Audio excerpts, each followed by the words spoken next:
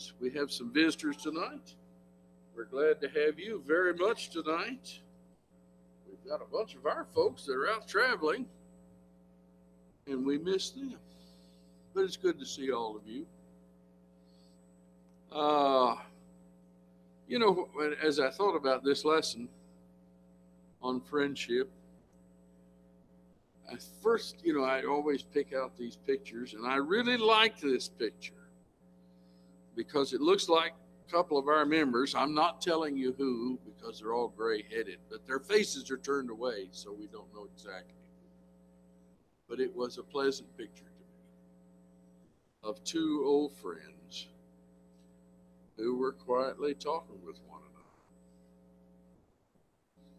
I want to talk about friendship tonight, just a little bit with you. Some of the things that pertain to it, something of what the Bible says about it. First of all, you need to realize that friendship is a two-way street. There's an awful lot of people who think it's just one way. You total up so many friends on Facebook, you got the record, as if you've achieved something. Honor. Good to have you tonight. Would you like to fill out questions for me? I didn't catch you at the first.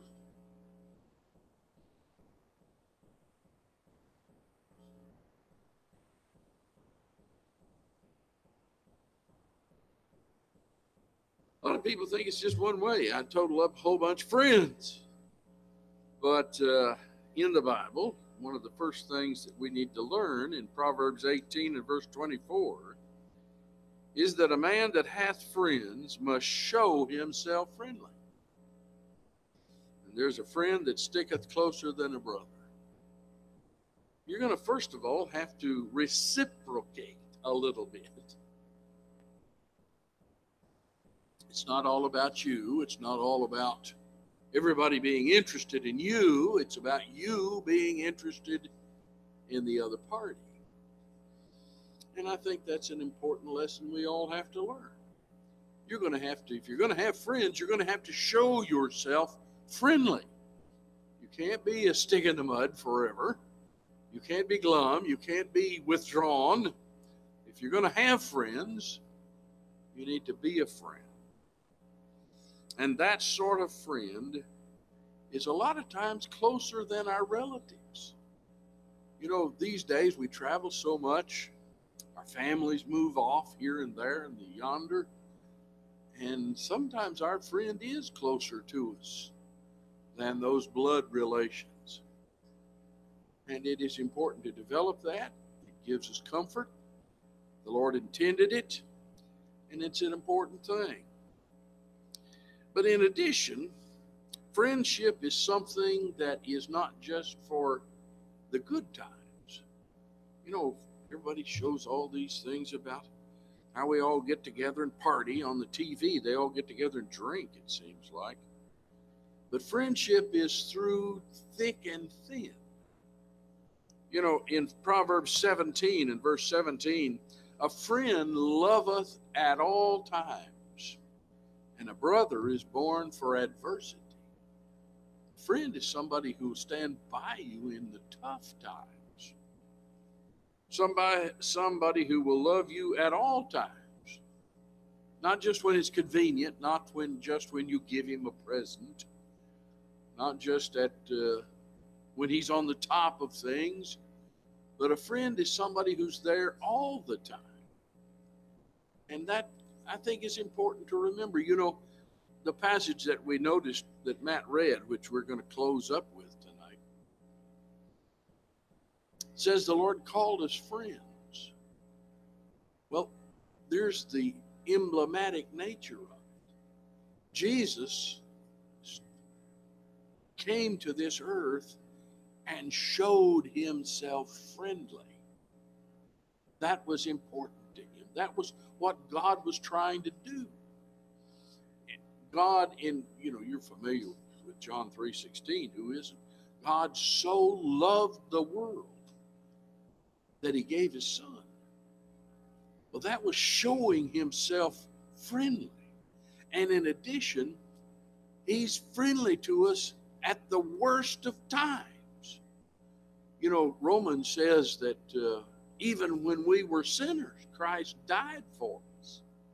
And so he was willing to love us and be friendly to us, even to the point of dying for us, when we absolutely did not deserve it. Now then, what kind of friend are you? Sometimes your friend is sharp with you. Maybe he's in a bad mood or grumpy or some such. You stop being a friend because he's in a bad mood. Stop being a friend because he's maybe down and depressed and not exactly a fun guy to be around. Friendship is through the thick and the thin. You know, the Lord, I compare that. I can't think of this passage without thinking the one over in Timothy, where in Timothy, where Paul is speaking to him about preaching, and he says, for the time will come when, he says, preach the word, be instant in season, out of season, reprove, rebuke, with all long suffering and doctrine. For the time will come when they will not endure sound doctrine. Where's my glasses? I can't read this. Sound doctrine, but after their own lusts will heap to themselves teachers having itching ears. There, it was preaching through thick and thin. You're not just a good time preacher when everybody loves to hear you. The same thing applied to friendship. You're not just a good time friend, you're a friend for the difficult times as well. French, I like this picture too. They're facing us this time. And there's a group of old women that are just having a big time on a day out. I saw 2 or 3 versions of this on the internet, and I fought to get the full picture because they kept wanting to cut out that woman who's over there knitting or crocheting or whatever that is she's doing. But friendship is in what needs to be said. Friend doesn't always brag on you. Friend doesn't always tell you only good things. Friend doesn't always blow sunshine your way. A friend is the one who will be willing to tell you what needs to be said. In Proverbs 27, open rebuke is better than secret love. Faithful are the wounds of a friend, but the kisses of an enemy are deceitful. Faithful are the wounds. You know, when your friend tells you you've been mean, you've been wrong, you've been sort of hateful, you've made a mistake, you need to listen. Not everybody's going to tell you that in life. Most people are going to just sort of ignore you and move on. But a friend is willing to tell you the truth and still be your friend. Nothing's changed. But that's the sort of friend you need. You don't need friends that are always blowing kisses your way. It's not really a friend. Sometimes I need to know that my pants are unzipped, don't I, dear? Once in a while, you need to know you've made a fool of yourself, that you're mispronouncing a word, that you have been wrong. You know, we all have habits and thoughts and say things that are wrong. And sometimes we're just ornery. Somebody needs to tell us, hey, what are you doing treating her or him like that? You need to straighten up. You need to go apologize. A friend will tell you that. Nobody else will. Everybody else is just going to go, ooh, wee, look at him. In Proverbs 27 again, verse 9, ointment and perfume rejoice the heart. So doth the sweetness of a man's friend by hearty counsel. You know, sometimes you need somebody to just sit you down and talk with and give you some good advice as to where to go in life and what to do in life. I was talking with Sister Arnold this morning. It's the lady that's been sick for 2 months, and she was happy to be back with us, but we were sitting in the car waiting for her ride to come. in this morning, and she talked about I can't think of his name. She told me his name. I'm an old man. I'll remember it later. But anyway, she talked about how she went out and she worshiped out at Brownsburg at the time, and she wasn't a Christian. And she went to church, and he was teaching that you just couldn't be saved if you weren't baptized. She said she was so irritated about that she was a little huffy and left church in a huff. And Harold Comer, I believe, was the preacher. And after she got home, she said Brother Comer called. She and her husband said, "Hey, would it be okay if I come over and talk to him?" And they said, "Well, all right, that'll be fine." And she said, he came in and we sat around the kitchen table, and he showed us these Bible passages about baptism. And then he said, "What are you going to do about that?" I said, "Well, I reckon we're ready to be baptized." But you know, not everybody would do that.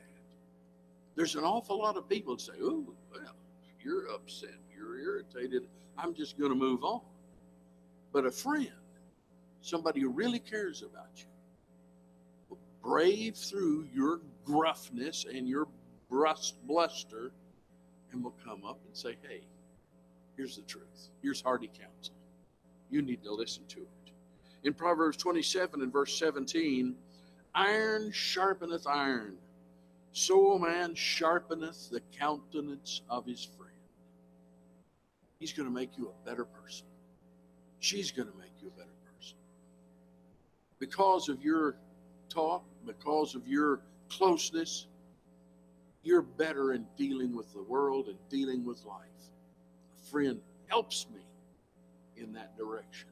That's a good friend. But in addition, friendship is just a better way of life.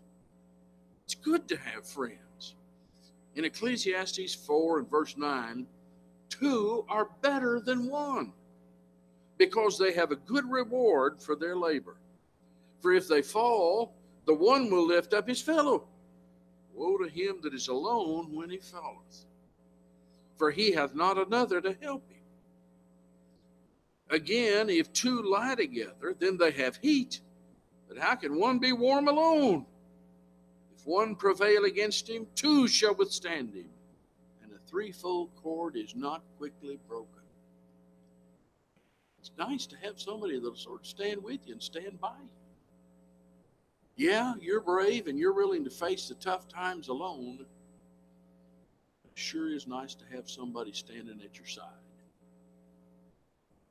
maybe encouraging you. So when you go away from the confrontation, when you go away from the difficulty, he says, "I'm with you. You've done right. Maybe here's a few things you can say next time." And make it better. Do better. It's important to have those friends. It's necessary. You can do it by yourself, but we all need a friend to help us. There's bad things that happen to all of us. Sickness, health, our children get in a mess. And it's nice to have somebody to talk to who isn't going to say, "Boy, you made a mess of your kids, didn't you? Boy, what a lousy wife you are. What a terrible husband you are." Or who just ignores us and sort of makes that face.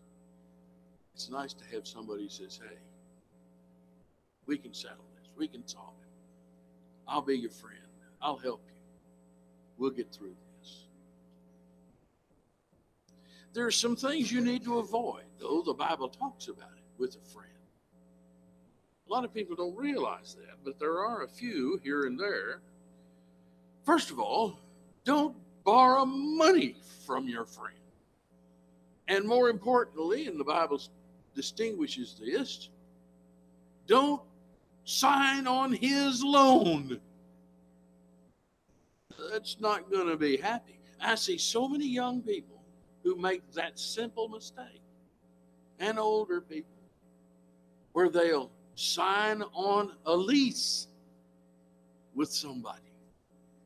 Then their friend disappears. And And they're left stuck with the lease and mad as all get out at their friend. And so in Proverbs 6, in verses 1 through 5, my son, if thou be surety for thy friend, if thou hast stricken thy hand with a stranger, thou art snared with the words of thy mouth, thou art taken with the words of thy mouth. You signed on the dotted line, and you're honest. Now, maybe your friend wasn't, or he's the guy you thought was your friend. Do this now, my son, and deliver thyself. When thou art come into the hand of thy friend, go, humble thyself, and make sure thy friend.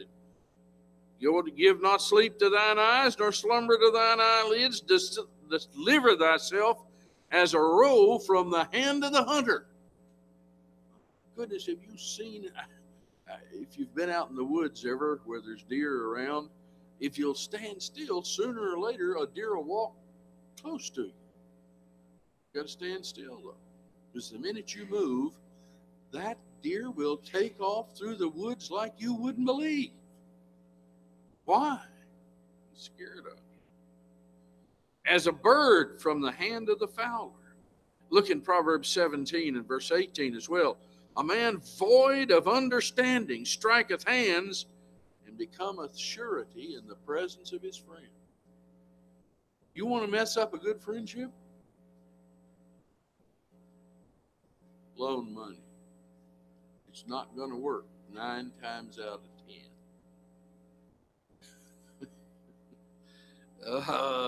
Anyway, I could tell you stories about that. But anyway, I didn't always listen to that advice. Look at Proverbs, the 27th chapter with me. You know, don't forget a friend. My folks have traveled a lot around the country. And there were people that they fought with, fought alongside, rode alongside, laughed alongside. And I sort of sat over at the kids' table and watched.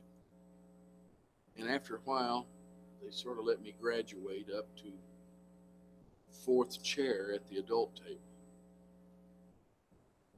You shouldn't forget those people.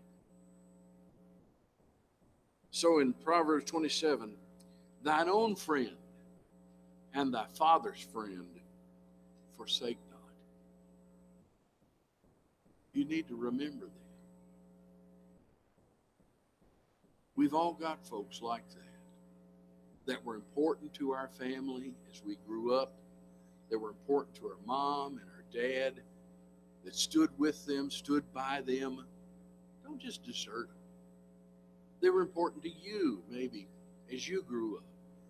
Don't just desert them. He says, neither go into thy brother's house in the day of thy calamity, for a better's neighbor is a neighbor that's near than a brother far off. Another thought. The Bible doesn't word it this way, but this is what he means. Don't be a pest. You know, you can have a friend and make a pest of yourself about it. Come on. It's in Proverbs 27, verse 14. He that blesseth his friend with a loud voice, rising early in the morning, it shall be counted a curse to him. Don't you be the one who calls your friend at 6:30 in the morning. It's not that important unless his house is on fire. You can wait a little while. Let him get out of bed. Let him get a bath. Let him get going. And then you can do it. Now, yes, once in a while there's an emergency, but we've all had those friends. Maybe you've been that friend who just constantly is staying in contact and calling and kind of becomes kind of like that kid that follows you around the house jerking on your dress tail, just can't go play by themselves. Hey, you're being a pest. Quit it. It's one thing to have a friend, it's another thing to be a pest about it. In addition, don't gossip about your friend. You're going to have to keep a few secrets. You might notice in Proverbs I didn't put these in my notes. Somebody open up and read that. I'm going to the eye doctor this week and get glasses, or at least get a prescription. And if I look in my testament, I won't be able to read it. And so I usually put these in my notes in big print so I can read them to you. But I didn't happen to put these in. So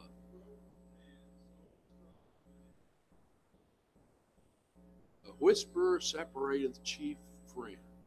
Now, you can be that whisperer where you get jealous. I've seen people like that. They see two people who are friends and they're jealous and they begin to gossip about it. That's a mean thing to do, to try to separate two people who are good friends. It's a mean thing to do to talk about your friend and to spread his secrets and his thoughts to other people. What's that other passage in chapter 17 and verse 9?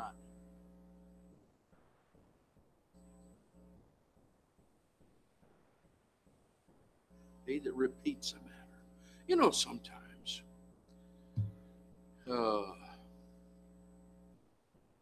folks do something stupid,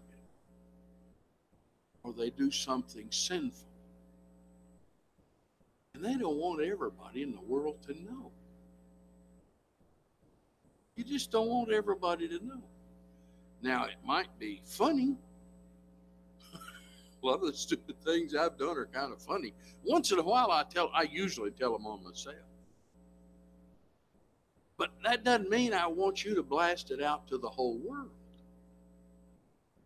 And I don't think you do either. Don't you do foolish things occasionally? And once in a while, you've done some sinful things. And maybe your friend knows about it. Might be smart. And you know, I've regretted the foolish things and I've repented of the sinful things. Why not preserve your friend's reputation? Don't blast it all over. Don't remind him about it constantly. Don't tell everybody else what a sinner he is, what a sinner I am. Avoid gossiping about your friend. And in James 4 and verse 4, ye adulterers and adulteresses, know ye not that the friendship of the world is enmity with God? Whosoever therefore will be a friend of the world is the enemy of God. Now, we've all seen Christians who develop such a close relationship with some non-Christian. Now, usually that's a good thing. Usually the Christian can influence that non-Christian and be a good influence on him and maybe convince him that he needs to serve the Lord too. But sometimes the influence went the other way.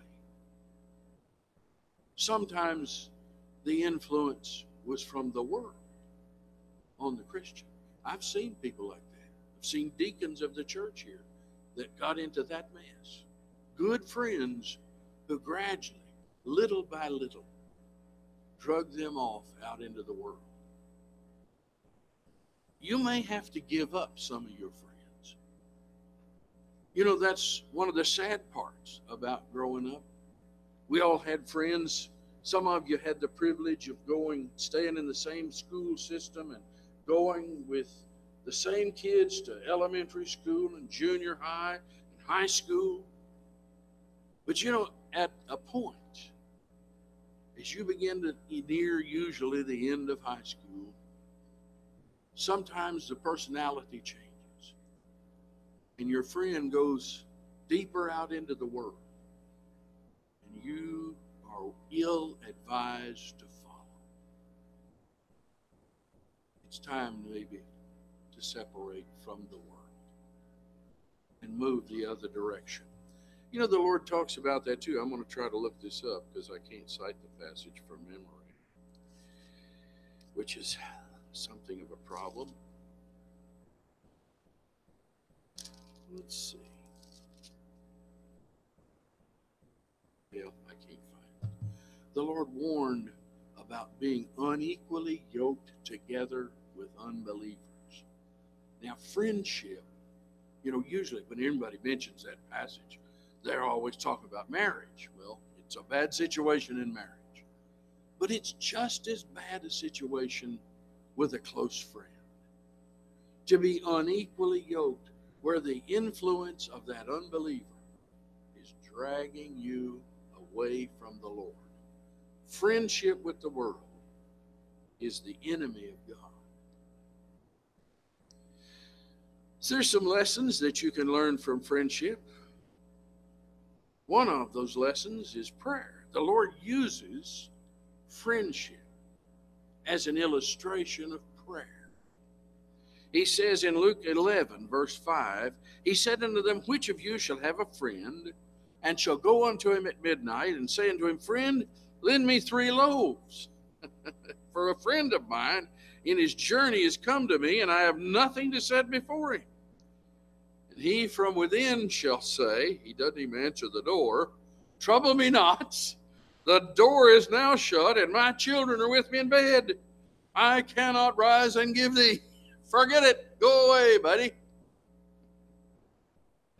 I say unto you, though he will not rise and give him, because he is his friend, yet because of his importunity, he will rise and give him as many as he needeth. If you tell your friend, go away, don't bother me, I'm asleep, he's going to knock on that door again. And sooner or later wake everybody up in the house, and your conscience won't let you get back to sleep. So sooner or later, you're going to go down and say, okay, here's what you need. Go away and don't bother me anymore. But you'll still be friends. The Lord used that as an illustration.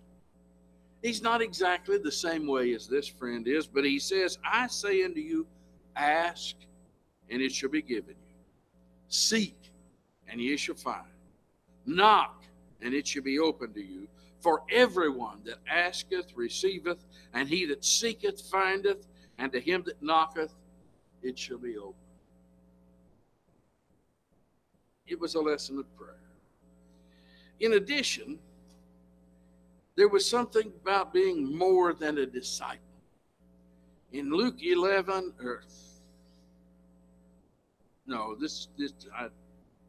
that's me typing it out wrong. I need to fix that. It's John 11 and verse 11. Jesus is telling the disciples that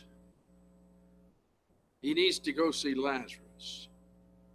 And he says in verse 11, these things said he, and after that he saith unto them, our friend Lazarus sleepeth, but I go that I may awake him out of sleep. Lazarus was more than just another of the disciples. He was just more than a student of Christ. He was a friend. And he had died. And Jesus was going there. Friendship was a greater thing than being a disciple. Sometimes the Bible refers to visitors who are in trouble. And look at Acts 24. Felix, who was well acquainted with the way, adjourned the proceedings. When Lysias, the commander, comes, he said, I will decide your case. He ordered the centurion to keep Paul under guard, that he might give him freedom and permit his friends to take care of his needs. Matthew 25, when it talks about that judgment scene, one of the criteria for a faithful disciple was he visited us in prison. So here, Paul's friends visit him even in prison.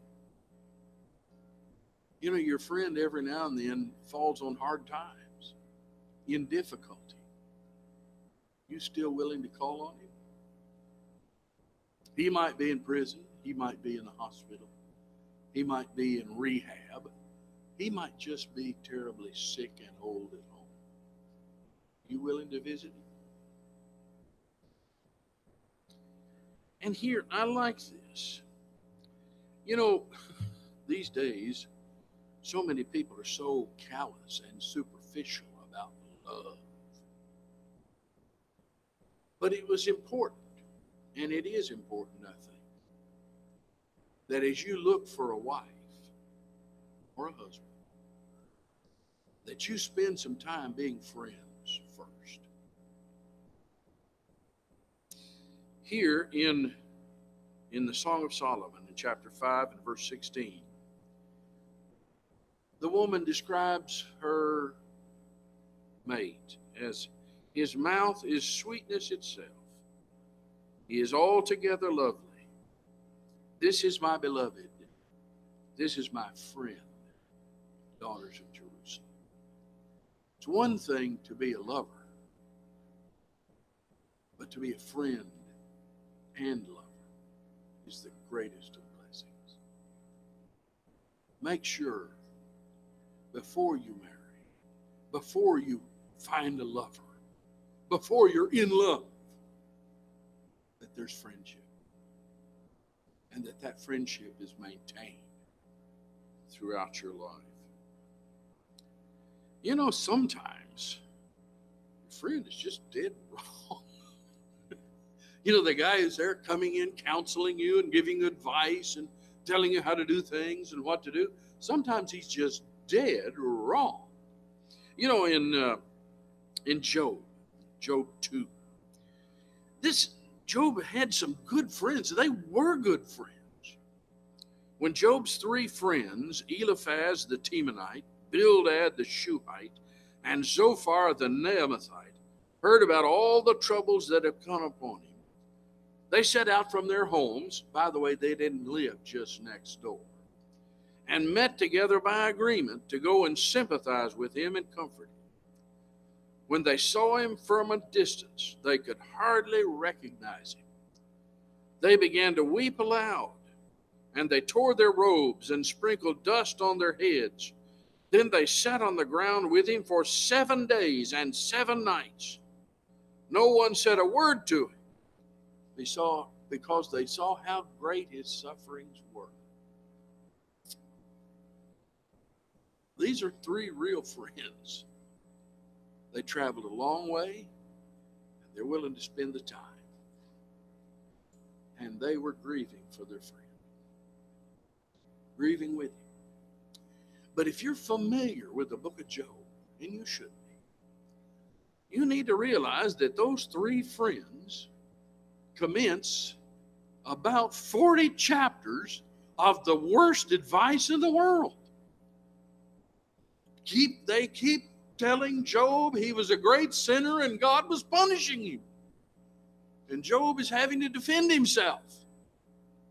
He steadily gets a little bit more and more irritated with them.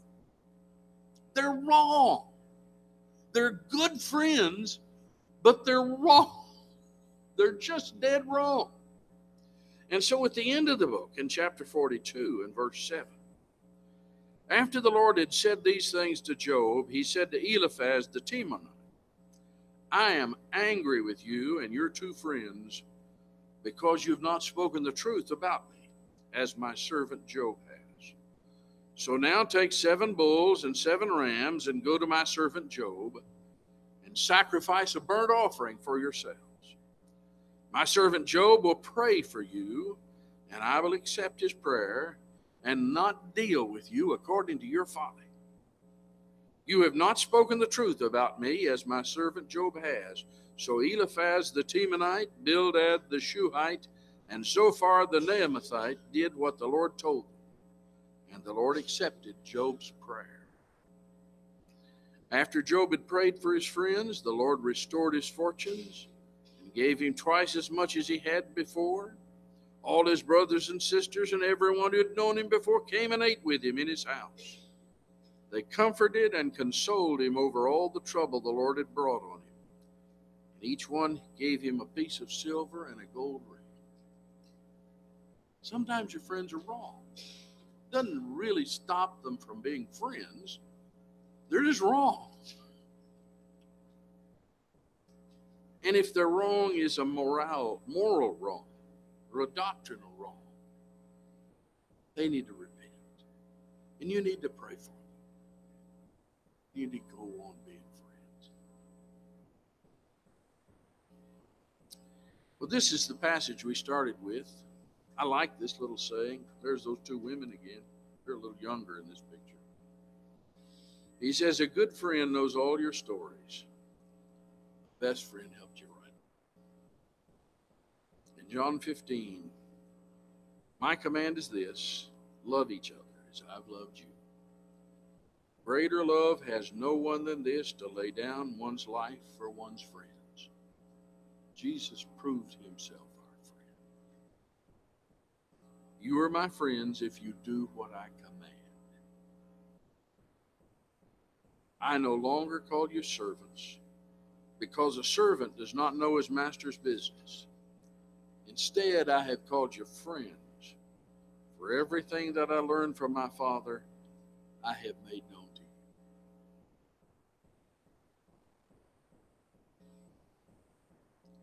Here's these three old men out on the bench. I want to read you a poem, and we'll close with it. This particular poem, where's Maddie? Maddie, are you asleep back there? Are you a Girl Scout? You're in the Girl Scouts. The Girl Scouts have made a song, sort of, I think. I don't know if you've ever sung it, but sort of a song out of this poem. They didn't use the whole poem. They changed it a little bit. But I'm not going to give you this Girl Scout version. I'm going to give the original poem. This is the poem. Make new friends, but keep the old. These are silver. These are gold. New-made friendships, like new wine, age will mellow and refine. Friendships that have stood the test, time and change, are surely best. Brow may wrinkle, hair grow gray. Friendship never knows decay. From old friends tried and true, once more we our youth renew. But old friends, alas, may die. New friends must their place supply. Cherish friendship in your breast. New is good, but old is best. Make new friends, but keep the old. Those are silver. These are gold. If you're here tonight and not a Christian, the Lord is your friend. He's died for you. But he will only be your friend if you do what he commands you. And you will find brethren and friends all over this world, wherever you go, who will shake your hand and do virtually anything they can for you, just because you're his friend.